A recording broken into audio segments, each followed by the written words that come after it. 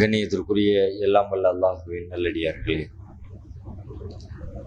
மனிதகுலம் தோன்றியதிலிருந்து இன்று வரை எல்லா காலத்திலும் வாழ்ந்த மனிதர்கள் ஒட்டுமொத்தமாக மனித புனிதர்களாக முழுமையான நாகரிகம் நிறைந்த ஒழுக்க சீர்கேடுகள் இல்லாத ஒரு அற்புதமான சமூகமாக வாழ்ந்தார்கள் என்று எந்த ஒரு காலகட்டத்திலும் இந்த உலகம் மனிதர்களை சந்தித்ததே இல்லை. எல்லா காலங்களிலேயும் இந்த உலகத்தில் வாழுகிற மனிதர்கள் நல்லவர்களாகவும் கெட்டவர்களாகவும், நல்லவராக வாழுகிற மனிதர்களே சில நேரங்களில் அந்த நல்ல அறங்களில் இருந்து விலகிச் செல்கிறவர்களாகவும், முழுமையான தீமையான செயல்பாடுகளை கொண்டிருக்கிற மனிதர்களே பல நேரங்களில் நல்ல செயல்களை செய்து நற்கிரியைகளில் ஈடுபடக்கூடியவர்களாகவும், இப்படி பல்வேறு வகைகளில் கலந்துதான் மனிதகுலம் தன்னுடைய கடந்த கால வரலாற்றை வடிவமைத்திருக்கிறது. அதனால எல்லா காலகட்டத்திலேயும் வாழ்ந்த மனிதர்களிடத்துல அவர்கள் வாழ்ந்த சமுதாயத்தின் மீது ஒரு குற்றச்சாட்டு இருந்து கொண்டே இருந்துச்சு. உலகம் சரியில்லை, மனிதர்கள் சரியில்லை, உலகம் ரொம்ப கெட்டு போயிடுச்சு, மனிதர்களிடத்துல நேர்மை இல்லை, மனித உயிர்களுக்கு மதிப்பில்லை, ஒழுக்கம் நிறைந்த ஒரு வாழ்க்கை இல்லை, எங்கே பார்த்தாலும் பேராசை பெருகி போய் கிடக்கிறது, அற்பமான காரியங்களுக்கெல்லாம் மனிதர்கள் சண்டையிட்டு கொண்டிருக்கிறார்கள், சின்ன சின்ன விஷயங்களுக்கெல்லாம் தங்களுக்கு இடையிலே உயிர்களை மாய்த்து கொள்கிற அளவிற்கு கொலைபாதக செயல்களில் ஈடுபடுகிறவர்களாக மனிதர்கள் வாழுகிறார்கள். இந்த குற்றச்சாட்டு எல்லா காலங்களிலும் இருந்திருக்கிறது.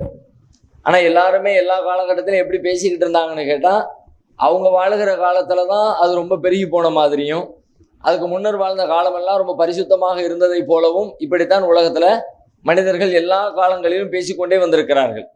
ஆனால் யதார்த்த உண்மை என்னன்னு கேட்டால், எல்லா காலமும் அப்படித்தான் இருந்திருக்கிறது. எல்லா காலத்திலும் சீர்திருத்தங்கள் தேவைப்பட்டு கொண்டே இருந்திருக்கிறது. எல்லா காலத்திலும் நேர்வழியை எடுத்து சொல்லி அதன்பால் அழைக்க வேண்டிய கட்டாயம் உலகத்தில் இருந்து கொண்டே இருந்திருக்கிறது.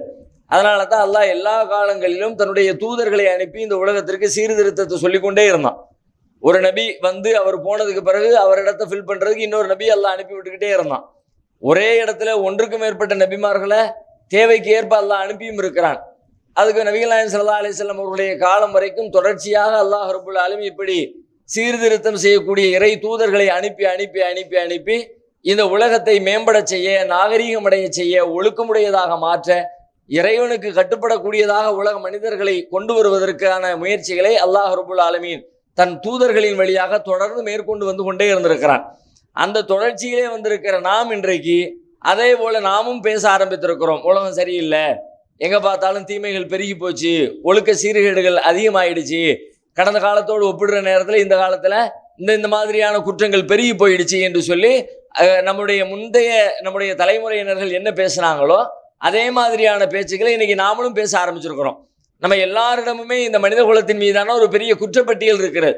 நாம் எப்படி இருக்கிறோம் என்பதை தாண்டி இந்த உலகம் எப்படி இருக்குது அல்லது எப்படி இருக்கக்கூடாது, எப்படி இருந்தால் நல்லா இருக்கும் என்பதை பற்றியான பார்வையும் கேள்வியும் குற்றச்சாட்டும் விமர்சனமும் எல்லா மனிதர்களையும் ஒரு பட்டியல் வச்சிருக்கிறோம். அவர் எப்படி இருக்காருங்கிறது ரெண்டாவது விஷயம். ஆனால் அவர்கிட்ட போய் கேட்டால் அவர்கிட்ட ஒவ்வொரு மனுஷனையும் ஒரு லிஸ்ட் இருக்கிறது.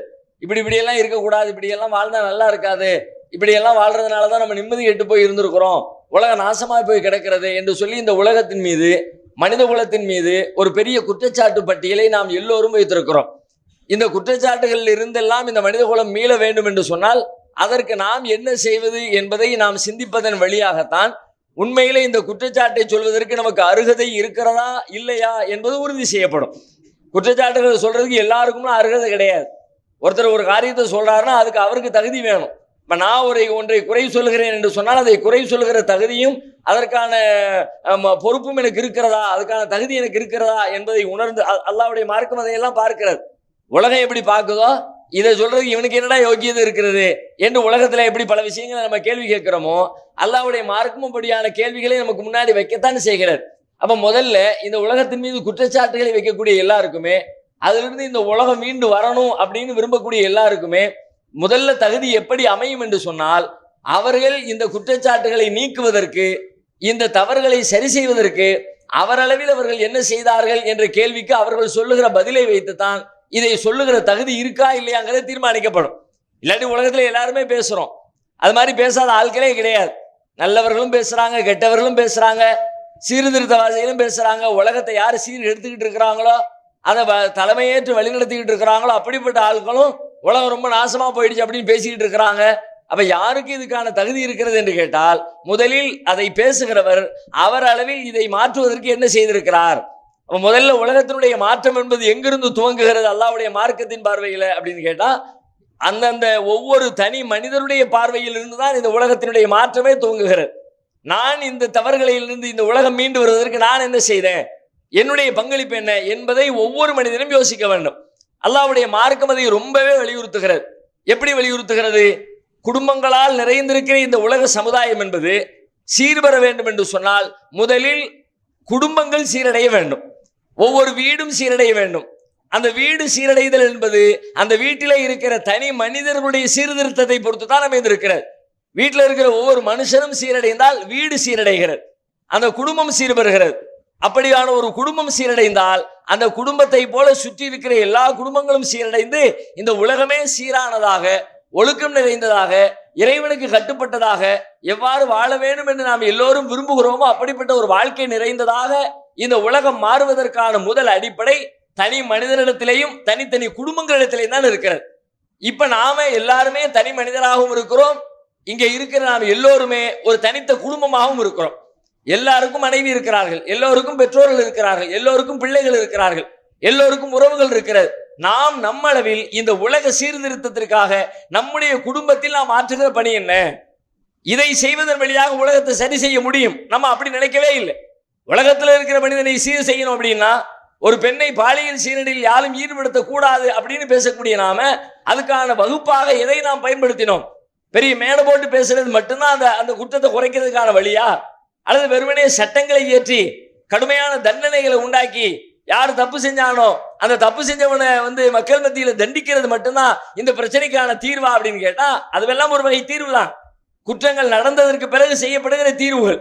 ஆனா அந்த மாதிரி குற்றம் நடக்கவே கூடாது அப்படின்னு சொன்னா, முதல்ல என் குடும்பத்தில் இருக்கிற பையனுக்கு, என் குடும்பத்தில் இருக்கிற பொண்ணுக்கு, அது 7 வயசா இருக்கலாம், 8 வயசா இருக்கலாம், 10 வயசா இருக்கலாம், 20 வயசா இருக்கலாம், அந்த பிள்ளைங்களை இந்த குற்றத்திலிருந்து ஈடுபட்டு விடாமல் அவர்களை தடுப்பதற்கு நான் என்ன வேலை செய்தேன்?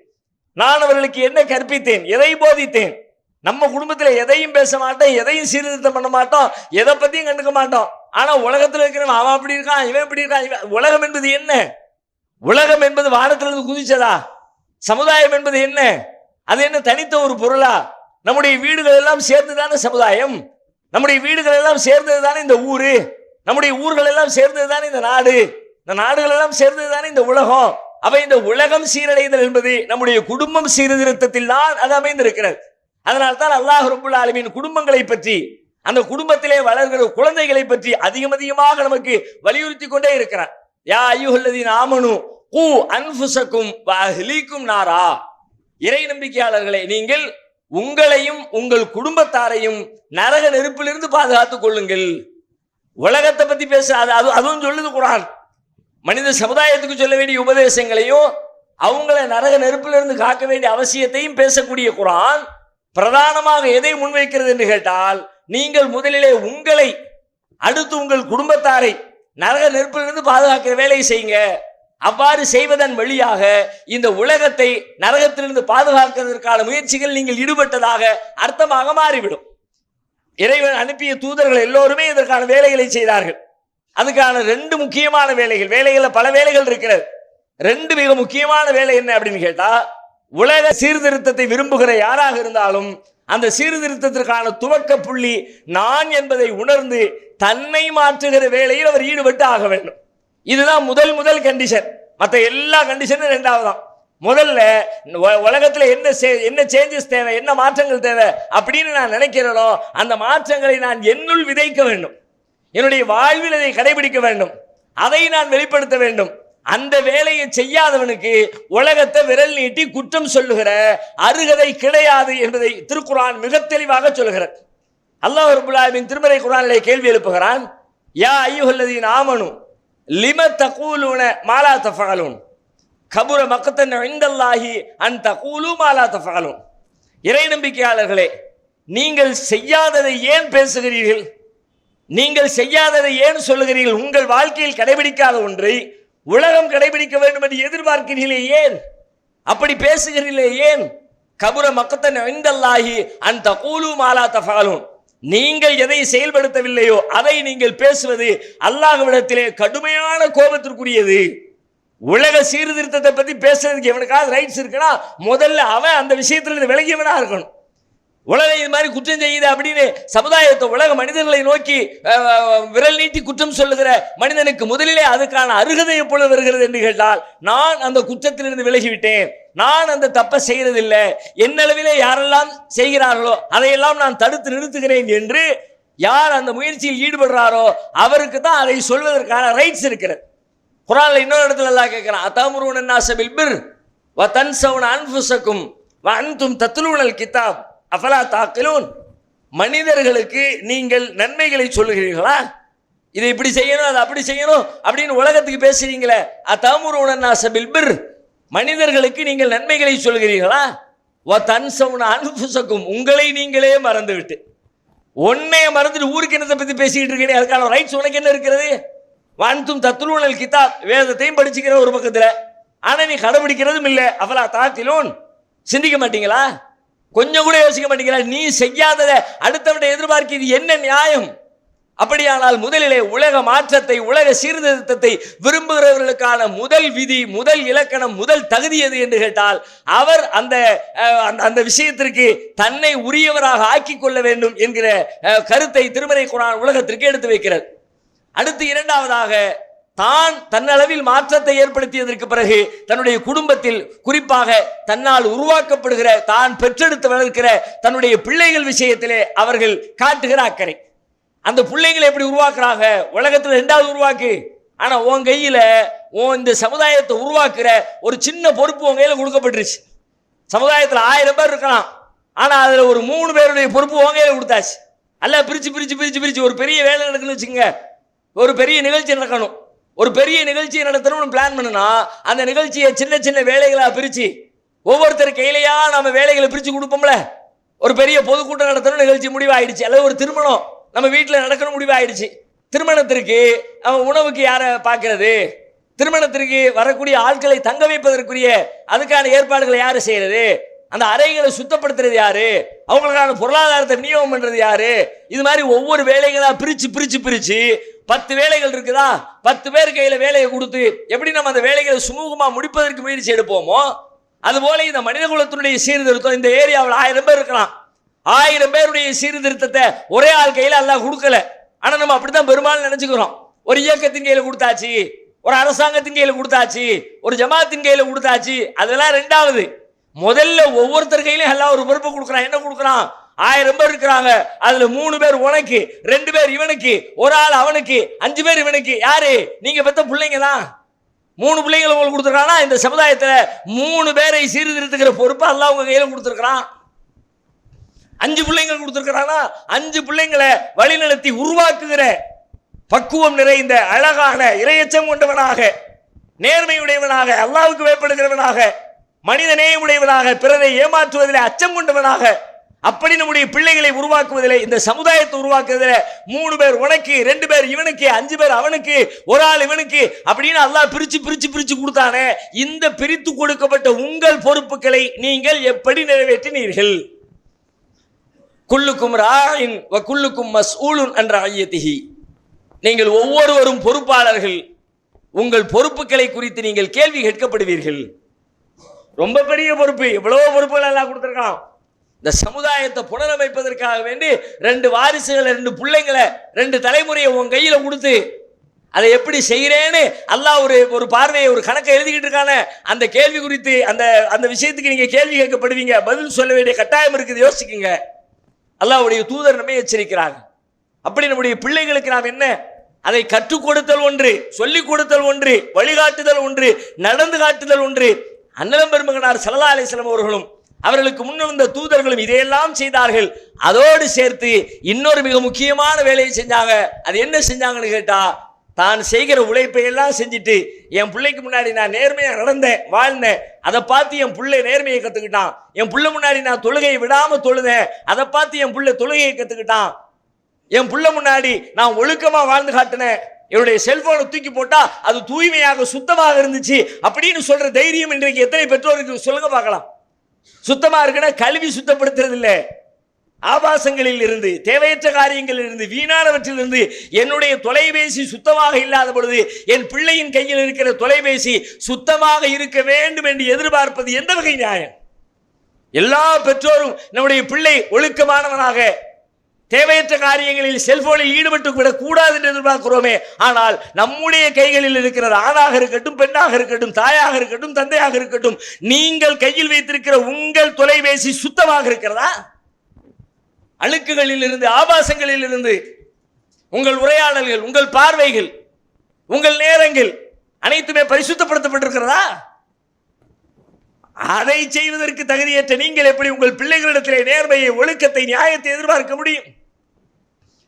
இறை தூதர்கள் எல்லாம் தன்னுடைய வாழ்க்கையை முன்மாதிரியாக காட்டி எதையெல்லாம் போதித்தார்களோ அதையெல்லாம் தன் பிள்ளைகளுக்கு வாழ்ந்து காட்டிவிட்டு அதோடு சேர்த்து நான் செய்யறதை செஞ்சுட்டேன், நான் வாழ்றதை வாழ்ந்துட்டேன், நான் சொல்றதை சொல்லி கொடுத்துட்டேன், இறைவா என் பிள்ளைங்களுக்கு நீ நேர்வழி காட்டி என்று எல்லாம் வல்ல இறைவனிடத்திலே சரணடைந்தார்கள் தன் பிள்ளைகளுக்காக, வாரிசுகளுக்காக.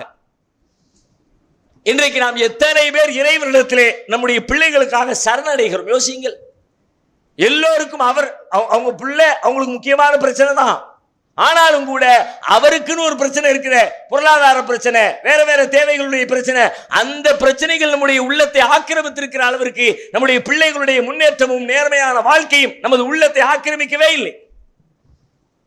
அதனால்தான் அல்லாஹ்விடத்திலே கையேந்துகிற பொழுது நம்முடைய தேவைகளுக்கு, தொழிலுக்கு, நெருக்கடிகளுக்கு, பிரச்சனைகளுக்கு கையேந்தி அழுகின்ற நாம் நம்முடைய பிள்ளைகளின் நேர்வழிக்காக எத்தனை தடவை அழுதிருக்கிறோம். நம்ம எல்லாம் செய்ய வேண்டிய வேலையெல்லாம் செஞ்சோம், அதோட வெற்றி கிடைச்சிடாது. படைச்ச ரப்புல் ஆலமீனுடைய உதவி வேணுமே.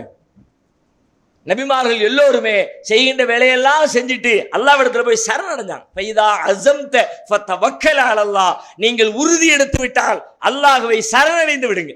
உறுதி எடுத்துட்டால்னா நான் செய்யறதையெல்லாம் செஞ்சுட்டேன், என் சக்திக்கு உட்பட்டு என்ன பண்ணணுமோ பண்ணிட்டேன், இதுக்கு பிறகு நான் செய்ய நினைச்ச காரியத்தை வெற்றியாக்கி தர வேண்டிய கடமையும் பொறுப்பும் அல்லாஹ்வுக்கு தான் இருக்குது. அப்ப அல்லாஹ்விடத்துல சரணடைவோம் அப்படின்னு ஒரு காரியத்துல நீங்க முடிவெடுத்துட்டா, உறுதி கொண்டுட்டா அல்லாஹ்விடத்துல தவக்கல் வைங்கன்னு அல்லாஹ் சொல்றானே. நபிமார்கள் அப்படி செஞ்சாங்க, கையேந்திக்கிட்டே இருந்தாங்க. நபிமார்களுடைய துஆக்களை எடுத்து பாருங்கள், நபிமார்களை போல நல்லடியார்களின் துஆக்களை எடுத்து பாருங்கள்.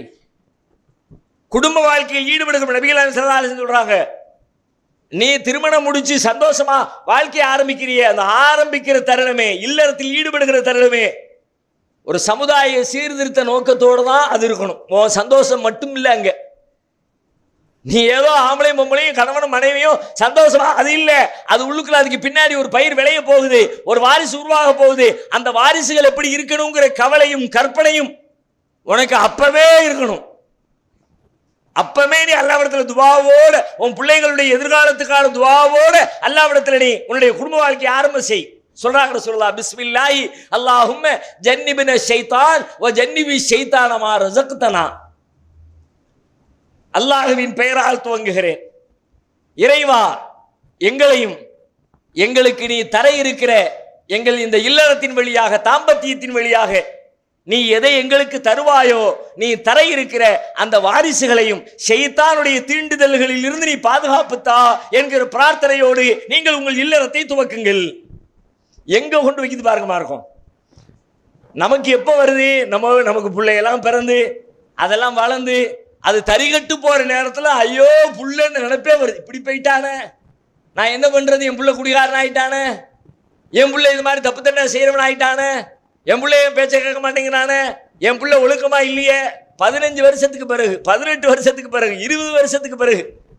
ஆனால் நபிகள் நாயகம் ஸல்லல்லாஹு அலைஹி வஸல்லம் புள்ள பிறந்த பிறகு இல்லை, பிறக்கும் என்று நீங்கள் எப்பொழுது நினைப்பீர்களோ அப்படிப்பட்ட தருணத்தின் துவக்கத்திலேயே அல்லாஹ்விடத்தில் உன் பிள்ளைக்கு சேர்த்து துஆ செய். வஜன்னிபி ஷைத்தான மா ரஸக்தனா, எனக்கு நீ தரப்போற வாரிசுகளையும் ஷைத்தான்ட்ட இருந்து பாதுகாப்புதா அல்லாஹ். இப்ராஹிம் அலைஹிஸ்ஸலாத்துடைய துஆவை திருமறை குர்ஆன் சொல்கிறது. தொழுகையை கடைபிடித்த இப்ராஹிம் அலைஹிஸ்ஸலாம், தன் குழந்தைக்கு, தன் பிள்ளைகளுக்கு தொழுகையை கற்றுக் கொடுத்த இப்ராஹிம் அலைஹிஸ்ஸலாம், எல்லாத்தையும் செய்ய வேண்டியதெல்லாம் செஞ்சுட்டு அல்லாஹ்ட்ட கையேந்துறாங்க. ரப்பி ஜஅல்னி முகீம ஸலாத்தி வ மின் துர்ரியத்தி ரப்பனா வ தகப்பல் துஆ. என் இறைவா என்னையும் எப்போதுமே ஃபர்ஸ்ட் தன்னை தான் ஒரு மனுஷன் முன்னிறுத்தணும். தனக்கு கேட்டுட்டு தான் தன் பிள்ளையா இருந்தாலும் சரிதான். ரப்பி ஜஅல்னி, என்னையும் என்னுடைய சந்ததிகளையும் வாரிசுகளையும் தொழுகையை நிலைநாட்டுவோராக ஆக்குவாயாக. நானும் தொழுகையை கடைசி வரைக்கும் கடைபிடிக்கணும், என் பிள்ளைங்களும் தொழுகையை கடைசி வரைக்கும் கடைபிடிக்கணும். நீ எங்களுக்கு உதவி செய்ய அல்லாஹ். ரப்பனா தகப்பல் மின்னா, எங்கள் இறைவா எங்களிடமிருந்து துஆவை ஏற்றுக்க அல்லாஹ். செய்ய வேண்டியதை செஞ்சுட்டாங்க, அவங்களுடைய பொறுப்பை முடிச்சுட்டாங்க, அடுத்து அல்லாஹ்வை சரணடைஞ்சாங்க. நீ எங்களை அப்படி ஆக்கு. ஏகத்துவத்தை எடுத்து சொன்ன இப்ராஹிம் அலைஹிஸ்ஸலாம், ஷிர்க்குக்கு எதிராக, குஃப்ருக்கு எதிராக ஒரு மிகப்பெரிய களமாடி இப்ராஹிம் அலைஹிஸ்ஸலாம். இப்ராஹிம் நபியினுடைய வாழ்க்கையை போல இன்னும் சில நாட்களில் நாம் கொண்டாட இருக்கிறோமே இப்ராஹிம் நபியினுடைய அந்த தியாகங்களை. இன்ன ஹாதா லஹுவல் பலாவுல் முபீன், அந்த தியாகத்தை பற்றி திருமறை குர்ஆன் சொல்லுகிறது. நம்ம பேசியிருப்போம் இப்ராஹிம் அலைஹிஸ்ஸலாம் அப்படி இப்படி என்ன பெரிய தியாகம் அப்படியெல்லாம் 1000 வரலாறுகளை சரித்திரங்களை பேசியிருப்போம். ஆனால் அல்லாஹ் சொல்லுகிறான், இன்ன ஹாதா லஹுவல் பலாவுல் முபீன், இப்ராஹிமுக்கு நாம் கொடுத்தோமே சோதனை மகத்தான சோதனை, தெளிவான சோதனை. அல்லாஹ்வே அப்படி அதுக்கு அடையாளப்படுத்தினாலும் அப்ப எப்படி இருக்கும் பாருங்க. அல்லாஹ்வுடைய பார்வையிலேயே இப்ராஹிம் அலைஹிஸ்ஸலாத்துக்கு கொடுக்கப்பட்ட சோதனை சாதாரண சோதனை இல்லை. அல்லாஹ்வின் நம்முடைய பார்வையில விட்டுருங்க. சில நேரத்தில் நம்ம பார்வையில சிலது பெருசா தெரியும், சிலது சிறுசா தெரியும். பெரிய துன்பத்தை பார்த்தவனுக்கு சின்னதா தெரியும், சின்ன துன்பத்தை பார்த்தவனுக்கு பெருசா தெரியும். துன்பங்கள் எதுவுமே பாதிக்காத, இன்பங்கள் எதுவுமே பாதிக்காத துன்பங்களையும் இன்பங்களையும் உண்டாக்கி அல்லாஹ் சொல்லுகிறான், இன்ன ஹாதா லஹுவல் பலாவுல் முபீன், ரொம்ப தெளிவான சோதனை. யாருக்கு? இப்ராஹிமுக்கு. அப்படிப்பட்ட இப்ராஹிம் அலைஹிஸ்ஸலாம் ஏகத்துவத்தை நிலைநாட்டுவதிலே மிகச்சிறப்பாக களமாடிய இப்ராஹிம் அலைஹிஸ்ஸலாம், வகதாலிக நுரி இப்ராஹிம் மலக்கூத்த சமாவாத்தி வல்லால், வானங்கள் பூமியினுடைய இறை ஆட்சியை அவருக்கு நாம் எடுத்து காட்டினோம். அப்படி காட்டப்பட்ட இப்ராஹிம் அலைஹிஸ்ஸலாம், ஒத்தில்க ஹுஜ்ஜத்துனா ஆத்தைனாஹா இப்ராஹிம், ஏகத்துவத்தை பிரச்சாரம் செய்ய போகிற பொழுது சந்திரனை பார்த்து கடவுள், சூரியனை பார்த்து கடவுள், நட்சத்திரத்தை பார்த்து கடவுள், அப்படியெல்லாம் சொல்லி சொல்லி சொல்லி அல்லாஹ் தான் கடவுள்னு சொல்ல வந்த இப்ராஹிம் அலைஹிஸ்ஸலாம் எல்லாத்தையும் சொல்லி முடிச்சு விட்டு அல்லாஹ் கடைசியில் முடிக்கிறான். இது அவரா சொல்லல, தில்க ஹுஜ்ஜத்துனா ஆத்தைனாஹா இப்ராஹிம், நாம் இப்ராஹிமுக்கு எடுத்து கொடுத்த வாதங்கள் இவை. இப்படி சொல் அப்படி சொல் அப்படி நம்ம சொல்லி கொடுத்து அவர் சொன்னார். அப்படி வர்ணிக்கப்படுகிற இப்ராஹிம் அலைஹிஸ்ஸலாம் அல்லாஹ்விடத்தில் துஆ செய்றாங்க, வஜ்னுபுனி வபனிய அன் அபுதல் அஸ்னாம், இறைவா என்னையும் என்னுடைய சந்ததிகளையும் என் பிள்ளைகளையும் சிலைகளை வணங்குவதை விட்டு நீ காப்பாற்றுவாயாக. சிலை வணக்கத்திலிருந்து, இறைவனுக்கு இணை கற்பிக்கிற பாவத்திலிருந்து நானும் மீளனும், என் பிள்ளைங்களும் அந்த பக்கம் தலை வச்சு படுத்துடக்கூடாது என்கிற துஆவை நம்ம எத்தனை பேர் அல்லாஹ்விடத்தில் முன்வைத்திருப்போம்? யோசிச்சு பாருங்க. ஏன்னா நம்ம ஆல்ரெடி முடிவு, நம்மலாம் ஷிர்க்கு நடக்குமா? நம்ம தௌஹீத் 20 வருஷம் 1980 இருந்தே இப்படியெல்லாம் நம்மகிட்ட ஒரு பெரிய லிஸ்ட் வச்சிருக்கு. அப்படியெல்லாம் இருந்தா 20 வருஷம் தௌஹீத் பேசுனா 21வது வருஷம் நீங்க சருக மாட்டீங்க என்பதற்கு உத்தரவாதம் இருக்குதா? 30 ஆண்டு தௌஹீத் பேசினால் 31வது ஆண்டு தௌஹீதில் இருந்து தடம் புரண்டு விட மாட்டார் என்பதற்கு உத்தரவாதம் இருக்கிறதா? இப்ராஹிம் அலைஹிஸ்ஸலாத்தை விட தௌஹீதை பேசிய ஒரு மனிதரை இந்த உலகத்தில் உதாரணம் காட்டி விட முடியுமா? அப்படிப்பட்ட இப்ராஹிம் அலைஹிஸ்ஸலாம் தனக்கும் கேட்கிறாங்க, யா அல்லாஹ் என்னையும் சிலை வணங்க வச்சிராத, என் பிள்ளைகளையும் சிலை வணங்க வச்சிராத. மிகப்பெரிய ஆயுதம். அல்லாஹ்விடத்திலே பிரார்த்திக்கிற பிரார்த்தனை என்பது வெறும் சொற்கள் அல்ல, நம்முடைய உள்ளத்தின் உள்ள குமுறல் மாத்திரம் அல்ல, நம்முடைய எதிரிகளை எதிர்த்து நின்று களமாடுகிற ஆயுதங்களிலே ஆகச்சிறந்த ஆயுதம் அல்லாஹ்விடத்திலே நாம் முன்வைக்கிற துஆ. பத்ர் போர்க்களம் நாளை மறுநாள், முதல் நாள் இரவில் அன்னலம் பெருமகனார் ஸல்லல்லாஹு அலைஹி வஸல்லம் கையில் ஏந்திய ஆயுதம் எது? பத்ர் களத்திலே வாள் ஏந்தினார்கள், கேடயம் ஏந்தினார்கள், எதிரிகளை முதல் அணியிலே நின்று எதிர்த்து களமாடினார்கள். ஆனால் முதல் நாள், அதற்கு முந்தைய இரவில் நபிகளார் கையில் எடுத்த ஆயுதம் எது?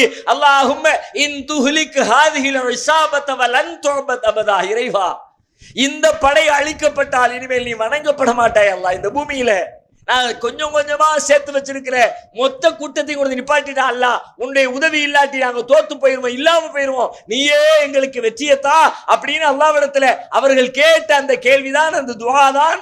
அல்லாஹ் சொல்லுகிறான், ஃபஸ்தஜாப லக்கும் ரப்புக்கும் அன்னி முமித்துக்கும் பி அல்ஃபின் மினல் மலாயிகத்தி முன்ஸிலீன், இறைவன் உங்களுக்கு பதிலளித்தான். எப்படி பதிலளித்தான்? நீங்க கேட்டீங்க, உதவி செய்யுன்னு கேட்டீங்க, இறைவன் பதிலளித்தான். ஃபஸ்தஜாப லக்கும் ரப்புக்கும், உங்கள் இறைவன் உங்களுக்கு ஜவாபு சொன்னான். அன்னி முமித்துக்கும் பி அல்ஃபின் மினல் மலாயிகத்தி முர்திஃபீன், அணி அணியாக தொடர்ந்து வருகிற 1000 வானவர்களை உங்களுக்கு நான் அனுப்பி வைப்பேன் என்று உங்கள் இறைவன் உங்களுக்கு பதிலளித்தான். அந்த படம் வரலன்னா அந்த படம் எப்படி வந்துச்சு? தானா வந்துச்சா? நபிகளாருடைய பிரார்த்தனையின் வழியாகத்தானே அந்த வானவர் படை வந்துச்சு. 1000 பேர் கொண்ட படை, 2000 பேர் கொண்ட படை, 3000 பேர் கொண்ட படை. ஒரு நபி தோழர் சொல்லுகிறார், அண்ணல் பெருமானாரிடத்தில், அல்லாஹ்வுடைய தூதரே, ஒரு எதிரி ஒருவன் அவனோடு சண்டையிட்டு அவன் கழுத்தை வெட்டி வீழ்த்துவதற்காக என் கையில் இருந்த வாளை ஓங்கி அவன் கழுத்தை நோக்கி வேகமாக கொண்டு சென்றேன். என் வாள் அவனது கழுத்தை சந்திப்பதற்கு முன்பாக அவனது கழுத்து வெட்டுப்பட்டு கீழே விழுந்ததை கண்டேன். என்ன நடந்தது? நபிகளார் சொல்லுகிறார்கள், இது 4ஆம் வானத்திலிருந்து கொண்டு வரப்பட்ட அல்லாஹ்வின் பேர் உதவி. அல்லாஹ் 4வது வானத்திலிருந்து அனுப்பிவிட்ட படை, வானவர் படை. நீ வாழ வச்சு வெட்டுறதுக்கு முன்னாடி வானவர் வெட்டிட்டார். எப்படி இந்த பேருதவி கிடைத்தது? இறைவனிடத்திலே கேட்டு பெற்ற உதவிதானே. எனவே இந்த சமூக சீர்திருத்தத்தை விரும்புகிற நம்மிடத்தில் இருக்க வேண்டிய 2 செய்திகள். ஒன்று, நாம் நம்முடைய தனி நபர் வாழ்க்கையிலே மாற்றத்தை ஏற்படுத்தி நம்முடைய பிள்ளைகளுக்காக அவர்களிடத்திலே நேர்மையை, ஒழுக்கத்தை கற்றுக் கொடுப்பதோடு அல்லாஹ்விடத்திலே பிரார்த்தித்து ஒரு நேரிய சமூகத்தை படைக்க முயற்சிக்க வேண்டும். அல்லாஹ் நம் அனைவருக்கும் அதற்குரிய நல்லருளை தந்தருள்வான்.